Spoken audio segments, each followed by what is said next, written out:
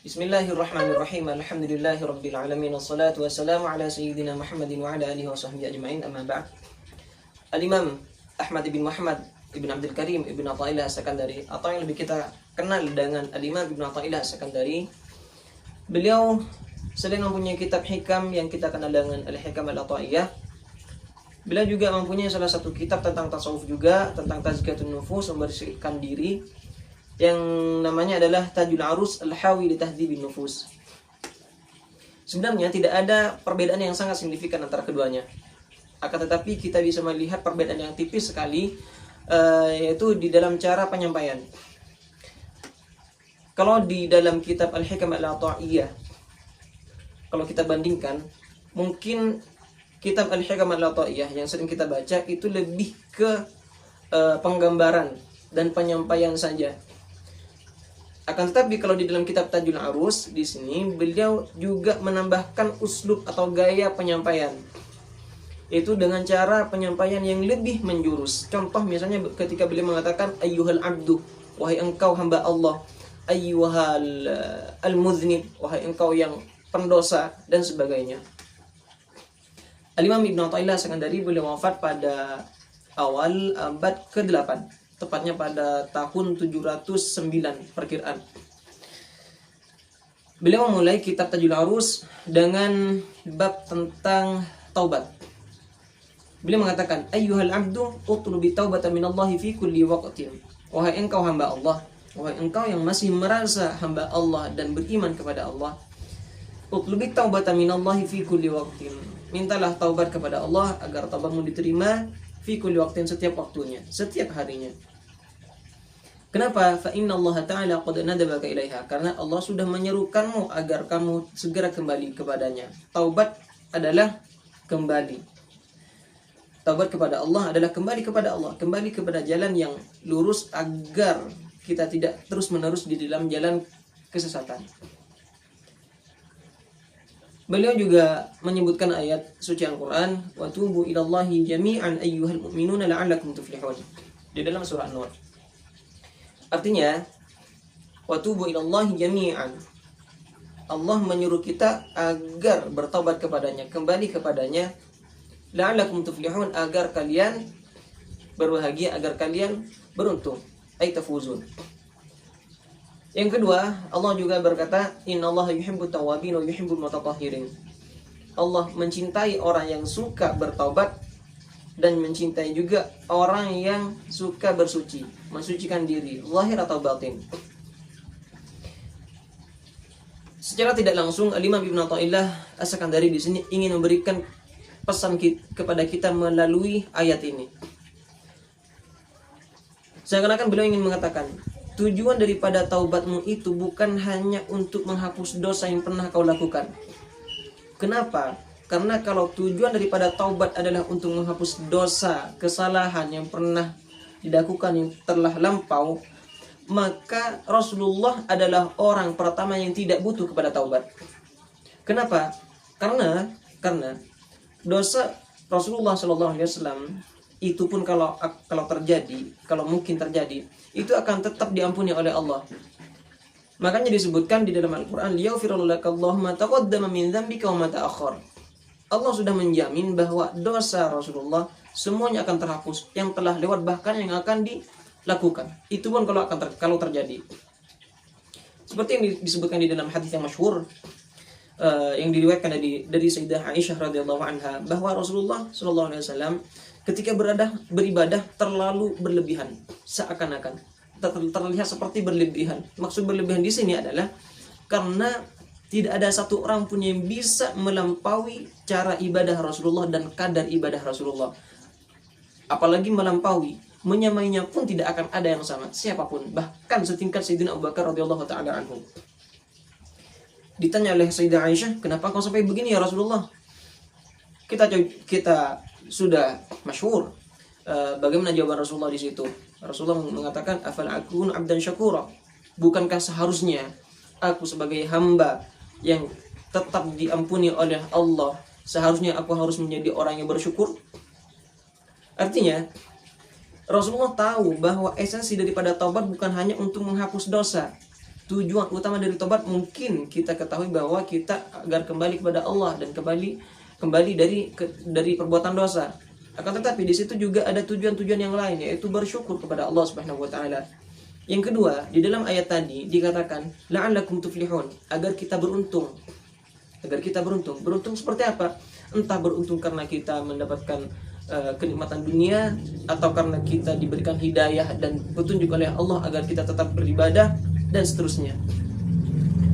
Yang kedua tadi di dalam ayat di surah Al-Baqarah, innallaha yuhibbut tawwabin wa yuhibbul mutatahhirin. Di situ disebutkan bahwa tujuan kita bertobat kepada Allah adalah agar kita mendapatkan cintanya.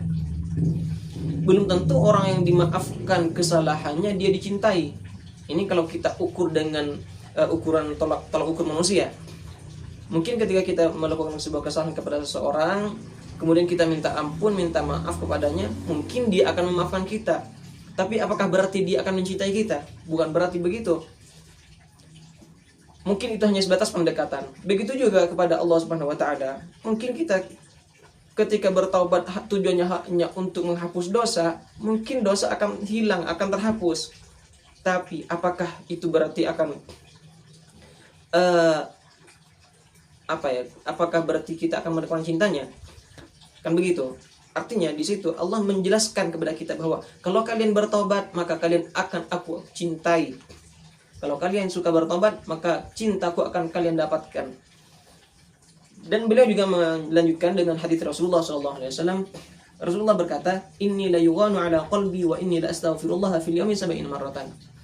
Secara bahasa, inni la yughanu ala qalbi artinya ay la yughatta qalbi. Hatiku telah tertutupi, hatiku telah lalai dan telah lupa, sehingga dari situ wa inni la astaghfirullah fil yawmi 70 marrah. Sehingga aku setiap harinya tidak luput, tidak akan tertinggal, akan meminta ampun kepada Allah, bertaubat kepada Allah setiap harinya sebanyak 70 kali. Memang di dalam riwayat yang disebutkan di dalam kitab-kitab bukan 70 marrah yang dengan bahasa ini la yughanu ala qalbi, seperti di dalam hadis Imam Ibnu Majah misalnya. Bahkan di riwayat Bukhari Muslim itu bukan 70 marrah, tetapi 100 marrah. Bahkan di dalam kitab Imam Ghazali sendiri, di dalam kitab tasawuf beliau, di situ 70 marrah, 70 kali. Ala kulli hal, hadis ini memberikan kepada kita gambaran bahwa sesuci apapun seorang manusia, hamba Allah, dia akan tetap mempunyai kewajiban, yaitu meminta ampun kepada Allah dan bertobat kepadanya dengan tujuan-tujuan yang telah disebutkan tadi. Kemudian Imam Ibn Athaillah berkata, fa in aradta taubata fa yanbaghi laka alla takhluwa min at-tafakkuri tiwala umrik. Kalau kamu sudah berkehendak, berniat, berazam bertobat kepada Allah, maka ada beberapa hal yang harus kamu lakukan, yaitu pertama, alla takhluwa min at-tafakkuri tiwala umrika. Setiap harinya kamu tidak boleh luput dari bertafakkur sepanjang waktu. Fatafakkar atau fatufakkir fima sana'ta fi naharika. Sehingga kamu setiap harinya harus introspeksi diri, harus muhasabatun nafas tentang perihal apapun yang kamu lakukan. Fa in wajadta ta'atan fashkurillah 'alaiha wa in wajadta ma'siyatan fawabbih nafsaka 'ala dzalik. Kalau kamu mendapati dirimu melakukan sebuah taat kepada Allah, melakukan perintah Allah, maka hal pertama yang harus kamu lakukan adalah bersyukur kepadanya. Kenapa? Karena seseorang tidak akan mampu, tidak akan bisa melakukan apapun, entah itu kebaikan ataupun keburukan, kecuali itu karena sudah dikehendaki oleh Allah. Itu yang harus kita sadari ketika kita melakukan sebuah perbuatan baik. Bukan berarti kita ketika sudah melakukan perbuatan baik, melakukan tahajud dengan bermacam-macam hal, misalnya tahajud dengan banyak rakaat, salat duha dan semacamnya, bukan berarti kita mengatakan Masya Allah saya lebih baik dari orang lain. Bukan, akan tetapi pertama yang harus kamu lakukan adalah bersyukur kepadanya. Alhamdulillah, Allah telah memberikan taufik hidayah kepadaku, memberikan kesempatan kepadaku agar aku bisa melakukan kebaikan ini. Itu yang pertama. Kedua, wa in wajadta maksiatan fawabbih nafsaka 'ala dzalik. Kalau kamu mendapati dirimu melakukan sebuah kemaksiatan, maka wabbih nafsaka 'ala dzalik. celalah dirimu sendiri karena kamu telah melakukan dosa tersebut. Wastaghfirillah, meminta ampunlah kepada Allah, wa tub ilaihi, dan kembalilah kepadanya. Fa innahu la majlisa ma'allahi anfa' laka min majlisin tuwabbihu fihi nafsak. Karena tidak ada majlis satupun yang lebih manfaat untukmu kecuali majlis yang di situ kamu bisa mencela dirimu sendiri karena kamu telah melakukan kesalahan dan dosa kepada Allah Subhanahu wa taala. Ada pesan yang lebih penting di sini, lebih menarik. Selanjutnya beliau mengatakan wala tuwabbihha wa anta dhahikun farihun.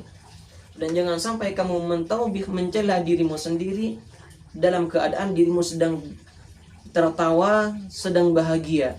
Bal wabbihha wa anta mujiddun shadiq.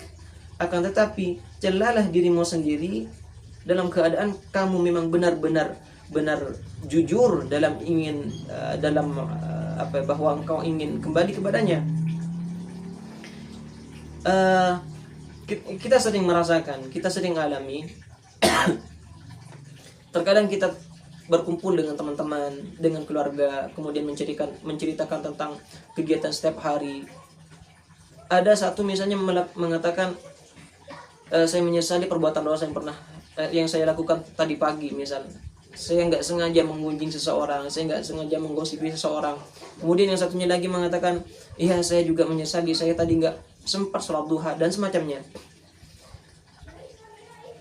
Kadang kita dengan tidak sadar menceritakan perbuatan dosa yang seakan-akan itu adalah penyesalan, akan tetapi di situ ada titik hitam yang kita tidak menyadarinya, yaitu ketika kita menceritakan dosa yang seakan-akan kita menyesalinya, kita ingin memperlihatkan kepada teman kita, kepada keluarga kita bahwa Masya Allah, ini orang telah menyesali dosanya. Kadang terselip niat seperti itu. Atau misal sebaliknya, ketika kita menceritakan, oh Masya Allah, saya menyesal, saya tidak sempat sholat duha tadi pagi, misal. Di situ, secara tidak sadar kadang kita terselip niat untuk memperlihatkan kepada orang lain bahwa setiap harinya saya melakukan sholat duha, kecuali hari ini saya lupa. Nah, kita harus menghindari niat seperti itu. Karena secara tidak sadar itu sering datang kepada kita, datang kepada hati kita. Akan tetapi, pesan berikutnya yang terakhir, bukan berarti ketika ada seseorang menceritakan bahwa dia sempat berbuat dosa dan kemudian menyesalinya, atau ada seseorang menceritakan bahwa dia sempat meninggalkan sebuah kebaikan dan dia menyesalinya, bukan berarti dia ingin ria, bukan berarti dia ingin ujub dengan perbuatannya. Tugas orang yang mendengarkan adalah husnudzan, tugas yang menceritakan adalah memperbaiki niat. Yang berniat ingin pamer, perbaiki niatnya. Yang mendengarkan atau yang membaca, dia harus husnudzan. Mungkin dia benar-benar tulus dalam berniat. Wallahu a'lam.